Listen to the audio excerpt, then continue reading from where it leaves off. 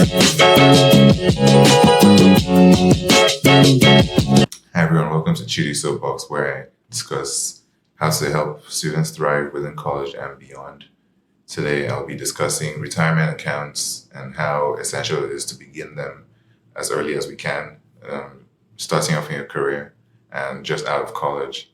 It's something that I have got to learn about, and I want to share that with everyone today. I would say, just as a big notice starting off, I am not a trained financial advisor. So I'll just be sharing what I have done so far, my experiences in my career with my company and with the accounts that they make available for a retirement fund. And so I hope this is helpful for you. Stay tuned and we'll have a really informative session today. So starting off, what even is a retirement account? I would say a retirement account is basically an avenue where you're able to invest money for retirement that is in the long run and it is saved for decades until retirement. It's basically a savings account where your money is invested on the stock market with indexes, individual stocks, bonds, and different vehicles of investment. So this helps you to have a much higher rate than a regular savings account. So if you were saving with a regular savings account, you'll be looking at 1-2% annually. But with 401k or any other retirement account, you're looking at putting this on the stock markets or the general markets and looking at that having 7 to 10%, which is just the average that stocks and those kind of vehicles have year after year. So you're just compounding your money and making it really work for you. There's a penalty if you withdraw it too early. And it's usually something that's managed by like a financial services company that an employer has contracted to manage that on behalf of the employees. Now, you may be wondering why I'm talking about starting a retirement for when you're 60 plus, when you're just in your 20s out of college. But the principle of it is that when you're saving up this much amount for this huge amount of time, then you have less individual contributions that you have to make to be able to cover yourself. And so if you never started saving for retirement until like 45, let's say you have 20 years till you retire, then you would have to play catch up and you would probably have responsibilities like a family and a home and things that are taking away your resources versus now when it is possibly just you alone living. And so there's a Chinese proverb that says the best time to plant a tree was 20 years ago, and the second best time is now. And so I would say for us in our early 20s, that best time is now. We are at that 20 years ago point when we can spread these investments out over a really long time. And at this point, it's not going to make such a big dent on your individual paychecks, for example. Like if you're contributing 5-7%, it's something that's almost going to be negligible. And so one thing that I do is I have an automatic allocation for it. And so I'm not actively thinking about taking this money and putting it into the retirement. And so it really almost just doesn't, I almost just never see it. And so having those steps in place will help you to do that and help you to be successful in the long run because you stacked up this money for this amount of time and the money kind of compounds on itself and works for you. The general goal of the retirement account is to have your income to be basically just stay stable after you retire and you're no longer working. So it's meant to replace your actual income exactly, or maybe 80-90% of what you will be earning. So you're still going to be getting the regular money that's from your savings when you don't have a 2-week paycheck coming up to you.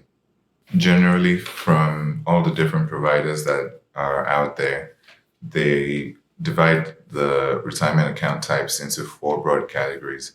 And so you have your traditional IRA, your Roth IRA, your traditional 401k, and your Roth 401k. These seem like very complicated terms, but for me, I've learned to break them down by some little details. And so for the traditional, anything that's traditional means that your contribution to your retirement account is taken before your taxes. And so when you think about 5% of your paycheck before taxes, versus 5% of your paycheck after taxes. Like the 5% before taxes is more than after taxes. And so anything that's traditional is taken before your taxes in the present day. For the IRA, that is anything that is an individual retirement account. So it is not employee sponsored. You don't have to be under a company that's hiring a financial services company to manage it. That could be your own personal choice and you've started that on your own. Anything that's a 401k is something that is employee sponsored. So your company, your employer that you're working with has managed to get another company to manage this for you. So when we talk about the Roth accounts, that is the kind I mentioned that would have the percentage of your paycheck that's taken out after taxes. And so that means that at the point you are withdrawing them in retirement, you are not paying any more taxes. Now, I participate in a traditional 401k, so I'm going to talk about that in a bit more depth, since that's what I do have knowledge about. So with the traditional 401k, is employer sponsored from my company. And for many companies, they give an incentive of matching your contributions up to like 5% or something. And so that means for every 5% you're giving from your paycheck, they are also contributing 5%. And so it's a general like acknowledgement for anyone to take advantage of that and put your contributions up to 5% at least, because you're getting free money from the company where they're just doubling your contribution basically going into your retirement account. And so, even though this is an incentive that they have created for people to participate in the program, it's probably advisable to go even beyond that 5% because that's just the minimum. And if you're able to look at statistics and the numbers or talk to an advisor, you would see that at somewhere like 5%, you may not be replacing a large part of your income in retirement. And so going above the 5% or the minimum is probably advisable. So personally, I do 7% now. And so going above that will help you to replace more of your income in retirement.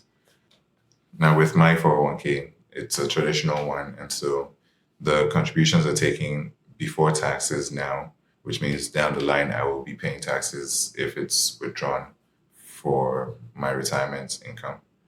So, a few things to consider in managing your account or getting it going. I would say the first thing is thinking about the goals that you have. Like, do you want to exceed your current income when you're in retirement? Many tools for retirement they have different functions where you can see and it can estimate with the current projections for like the stock market and things like that. It can tell you how much of your income you will be replacing down the line. So considering if you want to have more money in the present or have lots of money in retirement, you could go up to 10% or even more of your income just to save for retirement if you want to do that. So your goals will determine how you manage your account going forward. When you've kind of buttoned down your goals, the next thing will be your rate of contribution. So understanding the company incentives, understanding how much of your total income you're saving, and possibly other ways that you're saving, whether it's a more available emergency fund or if you're saving for a large purchase coming up or different things that you're doing right now. So just considering the balance between your needs and what you need to save. Many of the financial tools that have retirement accounts also enable you to kind of raise your contribution by the year because many companies will give annual raises where your income is just increasing a little bit more when you are more experienced and growing in the field and things like that. So taking advantage of pay raises means that you can also take advantage of your contribution. If you're maintaining the same lifestyle, then you could just keep this extra money that's coming for the new year into your retirement.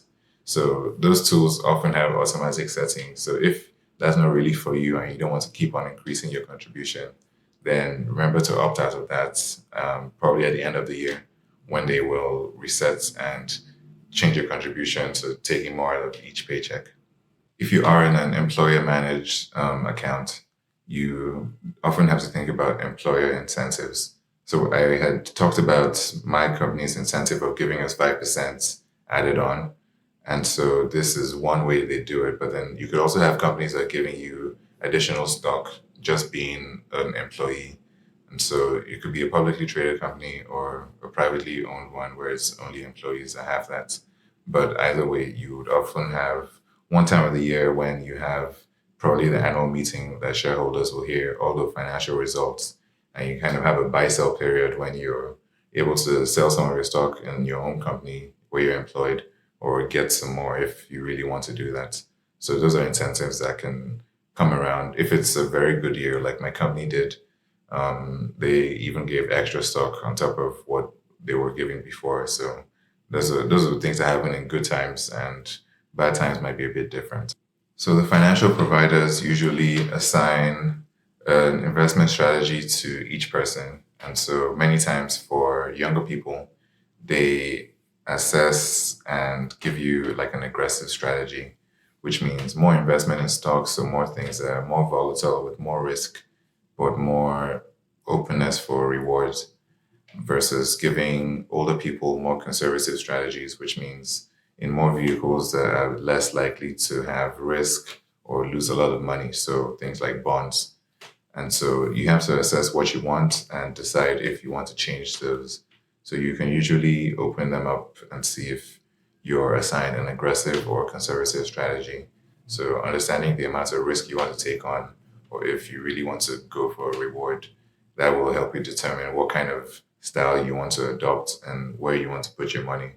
Thinking about the diversity of your retirement accounts means not putting all your eggs in one basket, whether that basket is one company or only stocks versus bonds and balancing out, or one industry that you're putting all your money into.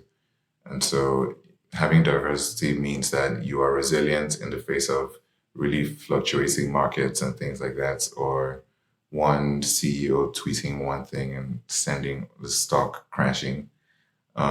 So having diversity means that you will be resilient and you have your investments spread out in different avenues where some losses won't completely blow your entire retirement plan apart. So rebalancing is kind of the act of just reallocating your funds. So if you have a set amount that you've already invested plus all your gains from the market, you're able to look at a breakdown of how much of a percentage of your money is in every single fund and index, and you're able to move that around. So they generally advise to look at your account quarter by the quarter and decide where you want your money to go. So depending on how things are going generally, you may want to be more conservative if the financial situation in general is taking a downturn.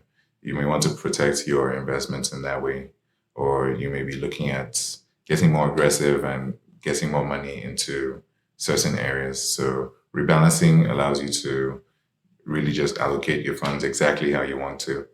You should probably talk to an advisor before doing any of that. You can do your own research and possibly bring that to them just to see if things are a good idea to really go through with.